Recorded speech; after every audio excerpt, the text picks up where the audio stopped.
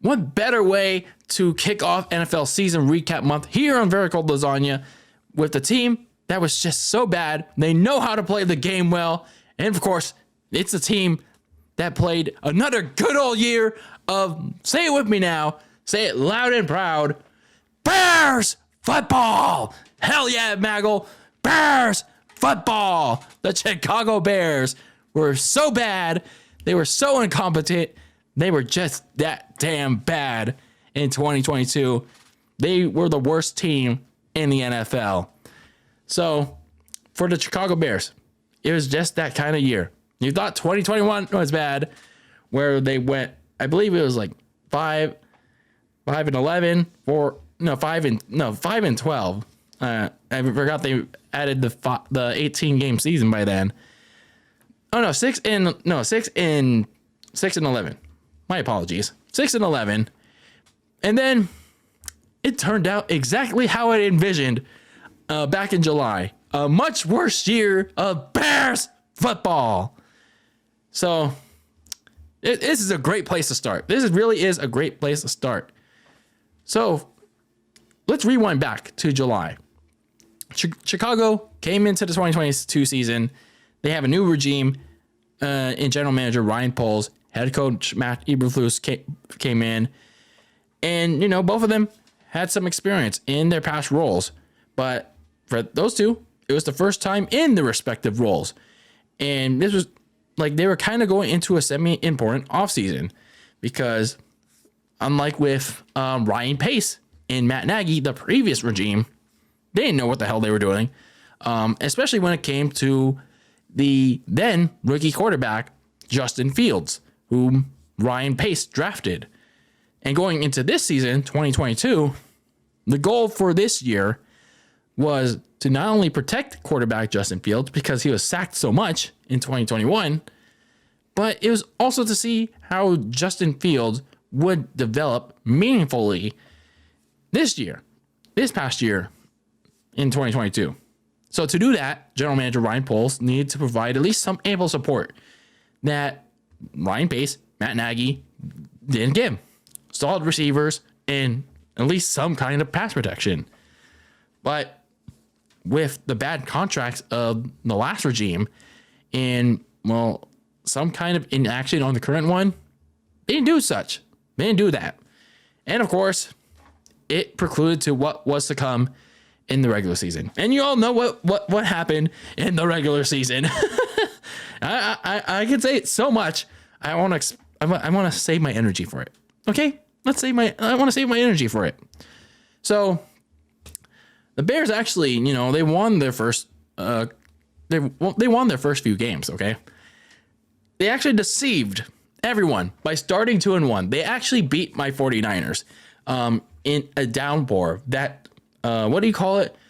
That kind of weather. It was just very bad weather. Very rainy weather where Niners fans were giving so many excuses about the rain and how Trey Lance couldn't throw in the rain, but yet Justin Fields could. Justin Fields was able to throw in the rain. And then the next week after, they decided to get the pudding pounded on them by their owner, their daddy, Aaron Rodgers, in the Packers. That somehow still is on Sunday night because rivalry, man. And then the next week, they proceed to just barely beat the Texans, their old friend, Lovie Smith. Just barely. So right after that, you know, they endured on a 3-game losing streak before they upset the New England Patriots on Monday night, somehow, some way, which is more so of the Patriots embarrassing themselves. And then they lost out the rest of the way.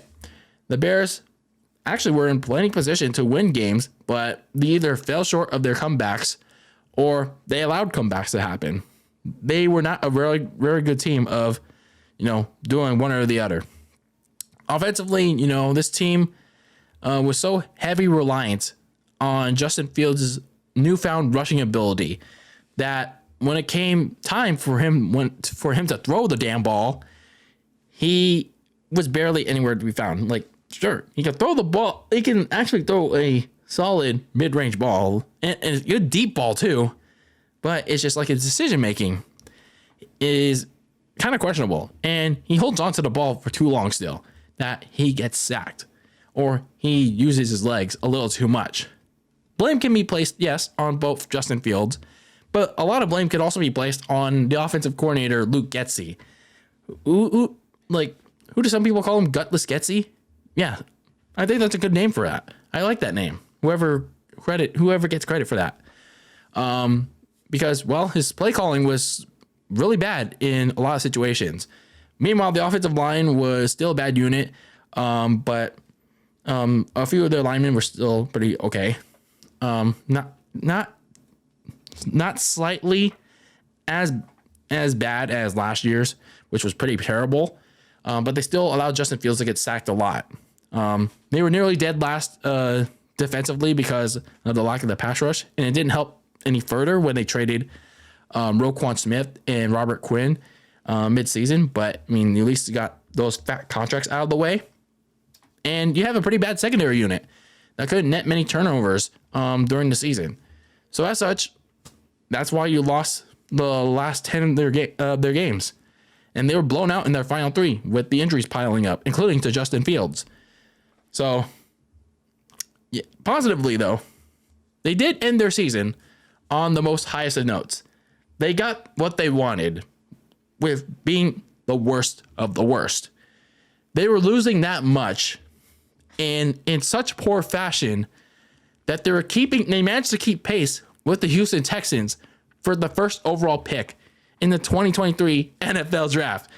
They were playing so much Bears football when the time came around in week 18, when they were getting their asses whooped by the Minnesota Vikings and their backups.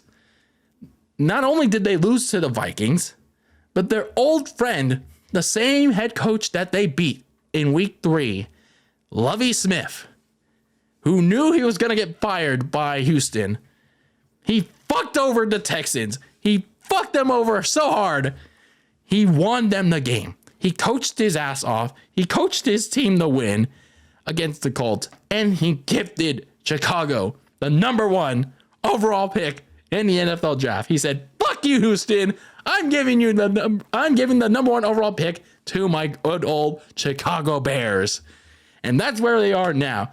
Bears football ultimately reigns supreme for the Bears. So overall,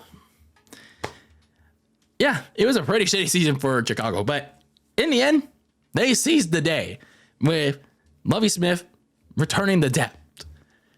But in the end, overall, still for Chicago, when you look at some aspects of it, I'd say Justin Fields, he had an okay season, at least from a rushing perspective, but you have to have some questions about how he is as an actual pure passer. Like I said, he can actually throw a good deep ball, but his decision making in actually trying to get rid of the ball at a very quicker pace, it can still raise some concerns. He still holds onto the ball for a long while. Meanwhile, for Matt Eberflus, the head coach, he makes some really weird decisions. He plays a mostly conservative approach at a lot of the times, and his offensive coordinator, Luke Getsy, gets too comfortable in letting Justin Fields be Lamar Jackson 2.0. But hey, this whole team got what they wanted. They played the best Bears football they got all year long and were rewarded with the number 1 overall pick. And now they hold all the cards in terms of what they want to do with it, whether they want to get the best player available or trade down the draft order and get a whole bevy of picks with it. So going into this offseason, it's another important one for the Ryan Poles and Matt Eberflus regime, because now in this offseason, compared to the last one, you actually do have a shit ton of money to spend. You have around $97 million to go with from offloading those fat contracts from Roquan Smith and Robert Quinn. And honestly, you can break the bank as long as you spend it wisely, because looking at your key free agents, you have a lot of unrestricted free agents, but none of them did anything positive. So it's hard to imagine the Bears keeping any of them unless you want some reserve pieces. And looking at some of the things they have to address this offseason, it's a lot. It is a lot for a team trying to rebuild itself, trying to stay relevant, and especially a team that's trying to get a new stadium in Chicago. So they have to address everything on defense, like getting a pass rushing unit back, especially after trading Roquan Smith and Robert Quinn. They just need just about everything. And the secondary needs a lot of help too, with corner Kyler Gordon and free safety Jaquan Brisker being the only two decent standouts in that unit. But man, that defense really needs a lot of help. The offense needs a good amount of help too. For Justin Fields too, he needs help. The two biggest priorities has to be receiver and the offensive line. They did trade for Chase Claypool for a second round pick. I don't know why they did that, but Claypool didn't provide a spark to the offense, like, at all. Like Darnell Mooney and Amir St. Brown, like Amon-Ra St. Brown's brother. I mean, they were okay, but they're not really they're not that number one option that Justin Fields needs. So they need to get a number one option. I think their best bet is the draft, or maybe they could still steal one in free agency. The Bears really got to focus in though on getting and beefing up the offensive line, especially the interior and right tackle position. It's been exposed greatly for the last 2 years, allowing so many sacks on Justin Fields. And I think the Bears could also use another backup running back behind Khalil Herbert, because he had an injury-riddled 2022. And I do think, though, one of the biggest things that they need to do before free agency starts is decide what they want to do with the top pick. Do they want to actually use it, or do they want to trade down? Because there is going to be at least one team that's going to be desperate enough to trade a bunch load of their future picks to package up with their current pick to get a quarterback. You have teams like the Indianapolis Colts. You have teams like the Raiders. You have teams like the Panthers that want to trade up, get their franchise quarterback, and settle in, lock in for the future. And the Bears have all the cards to play in deciding what they want to do and how to determine the first round of the NFL draft. So the Bears can play all the cards. It's just a matter of how they want to do it. So overall, I mean, the Bears' new regime didn't set themselves up for 2022, which obviously led to an even worse year of, say it with me now, Bears football.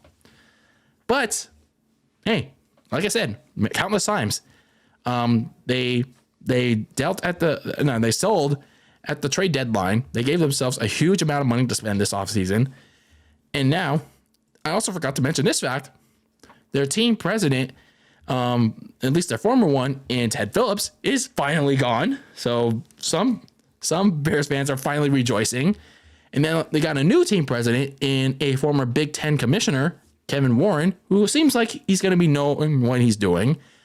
And as long as he lets Ryan Poles and Matt Eberflus do what they need to do on the football side, then maybe Chicago will have a little bit of hope for next season and play a little bit less of, let's say it one last time, Bears football.